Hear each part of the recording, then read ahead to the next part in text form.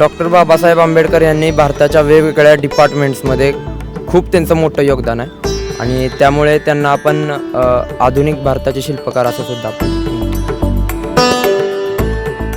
There is nothing कि religion या फिर लोअर क्लास से हो आप तो आप कुछ कर नहीं सकते हो।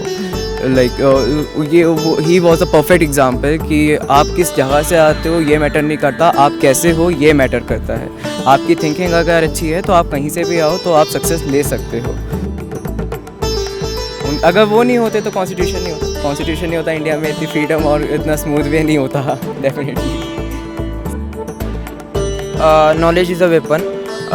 या जगातले कुठलेही प्रॉब्लेम असेल तर आपण त्या प्रॉब्लेमला इरॅडिकेट करायचा असेल तर नॉलेजचाच वापर करू शकतो। मैं यहाँ पर संविधान की अच्छाइयाँ गिनाने नहीं जाऊंगा, क्योंकि मुझे लगता है कि संविधान कितना भी अच्छा क्यों ना हो वो अंततः बुरा साबित होगा अगर उसे इस्तेमाल में लाने वाले लोग बुरे होंगे, और संविधान कितना भी बुरा क्यों ना हो वो अंततः अच्छा साबित होगा अगर उसे इस्तेमाल में लाने वाले लोग अच्छे होंगे। इसलिए जनता। हेलो नमस्ते, मैं दिलीप सिंह देशमुख आप सभी का स्वागत करता हूँ विश्व शांति दर्शन में।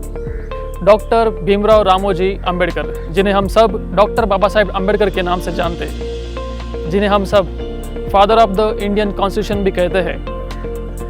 14 अप्रैल को उनका जन्मदिन होता है। विश्व भर में उनका जन्मदिन बड़े धूमधाम से मनाया जाता है। हमारे देश में भी अलग अलग शहरों में अलग अलग तरीके से उनका जन्मदिन मनाया जाता है। उनके जन्मदिन पर समानता दिवस और ज्ञान दिवस भी मनाया जाता है, क्योंकि उन्होंने जीवन भर समानता के लिए संघर्ष किया और उनकी विद्वानता को पूरा विश्व मानता है। इसलिए इस दिन को समानता दिवस और ज्ञान दिवस भी कहा जाता है। डॉक्टर बाबा साहेब अम्बेडकर जयंती पुणे में 14 अप्रैल 1928 में पहली बार मनाई गई थी। वो भारत में अर्थतज्ञ, राजनेता, लेखक और एक सबसे बड़े समाज सुधारक थे जो दलित जनता के लिए काम करते थे। जाति प्रतिबंधता और अस्पृश्यता जैसे सामाजिक बुराई को ख़त्म करने के लिए उनकी उल्लेखनीय कामगिरी हमारे सामने है। 1990 में उन्हें भारत रत्न जैसे बड़े पुरस्कार से सम्मानित किया गया था।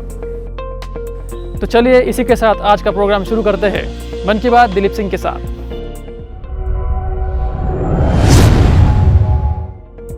चलिए हमारे कुछ दोस्तों से बात करते हैं। डॉक्टर बाबा साहेब अम्बेडकर जी के बारे में वो क्या जानते हैं, डॉक्टर बाबा साहेब अम्बेडकर जी ने बुद्ध धर्म को क्यों अपनाया, तो चलिए जानते हैं उनसे। डॉक्टर बाबासाहेब आंबेडकर बद्दल तुला काय माहिती आहे?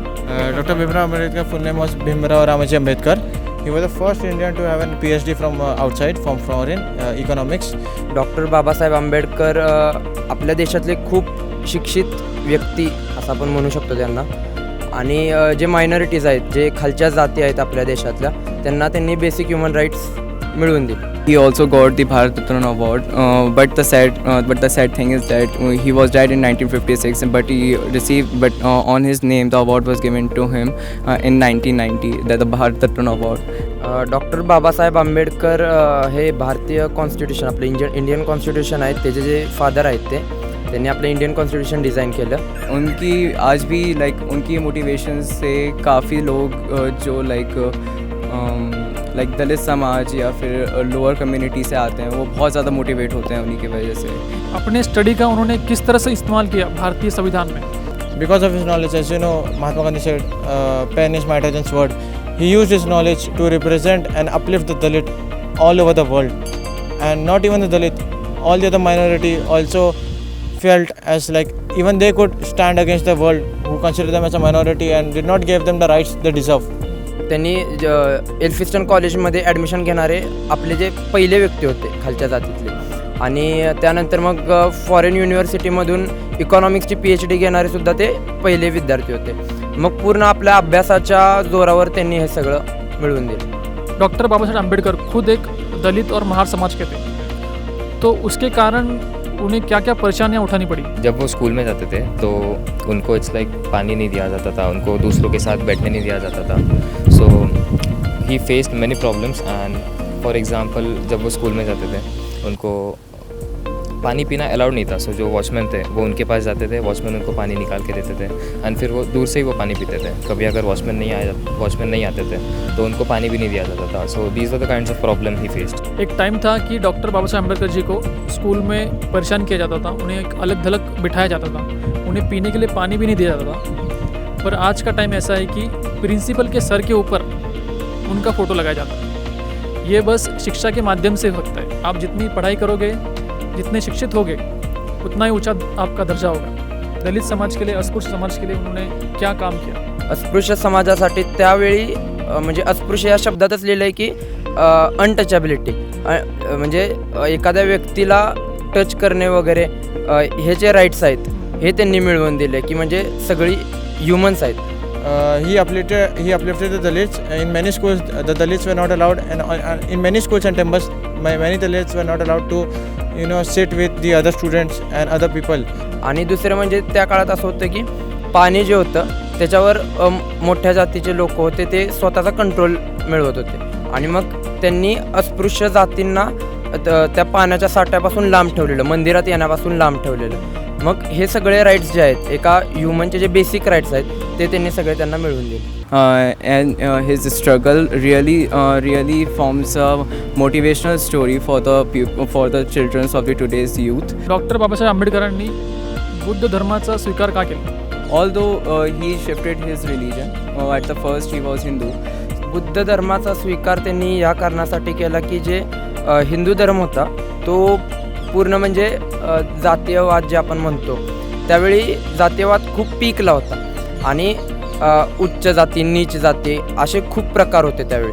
मग ह्या सर्वांपासून लांब राहण्यासाठी त्यांनी बुद्ध धर्माचा स्वीकार केला आणि बुद्ध धर्माचं इंटेन्शन हेच होतं की सगळ्यांना एक ठेवणे, एव्हरीवन इज, प्रत्येकाला एक व्यक्ती म्हणून बघणे हा बुद्ध धर्माचा उद्देश होता. 20 years तक वो रिलीजन में थे ही नहीं किसी भी, like he doesn't expect any religion. But then after that he studied about each and everything between those free time. उसके बाद उन्होंने डिसाइड करा कि वो बुद्धिज़्म की तरफ जाएंगे क्योंकि उसके अंदर कोई भी ऐसी पार्शलिटी नहीं थी कि कोई अपर क्लास से है, कोई लोअर क्लास से है, ऐसा. तो that's why he decided to go like for the Buddhism. Doctor Baba Saheb Ambedkar ji को हम father of the Indian constitution कहते हैं, पर आप अपनी आम जिंदगी में संविधान को सच में मानते हो? यस वी डू, हम मानते हैं संविधान को. मतलब आप कोई भी रूल नहीं तोड़ते मतलब ज़िंदगी में? नहीं, ऐसे नहीं है, रूल्स तोड़े जाते हैं. नाही, मला नाही वाटत की म्हणजे इंडियामध्ये कोणीच कॉन्स्टिट्यूशनचा पूर्णपणे सन्मान करत असेल. कारण कॉन्स्टिट्यूशनचं म्हणजे आपण कुठला ना कुठला तरी लॉ आपण आपल्या डेली आयुष्यामध्ये ब्रेक करतो. तू कुठला करतोस म्हणजे? मी ट्रॅफिक सिग्नल मोडले, हेल्मेट नहीं वापरत. अच्छा. भरपूर. क्योंकि हम हर रोज़ संविधान का अपमान करते हैं, ऐसा हम कह सकते हैं. क्योंकि हर कोई इंसान बाइक चलाता है तो हेलमेट नहीं पहनता है, कार में बैठता है तो सीट बेल्ट नहीं लगाते. हालांकि सीट बेल्ट लगाना अपने सेहत के लिए है, फिर भी वो उस बात को नहीं मानते. कभी किसी पुलिस वाले ने पकड़ लिया तो हम उसे वहाँ पर रिश्वत देने की कोशिश करते हैं. तो ये एक संविधान का अपमान ही होता है ना. हम For the safety and upliftment and providing the rights for our, not for the police to just fine with us. So when some people just think like helmet is for the police. इस प्रकार doctor Baba Saheb Ambedkar जी ने जीवन भर न्याय और समानता के लिए संघर्ष किया. उन्होंने जाति, धर्म, भेदभाव और समानता को मद्देनजर रखते हुए भारतीय संविधान का निर्माण किया. उन्हें गणराज्य का संस्थापक भी कहा जाता है.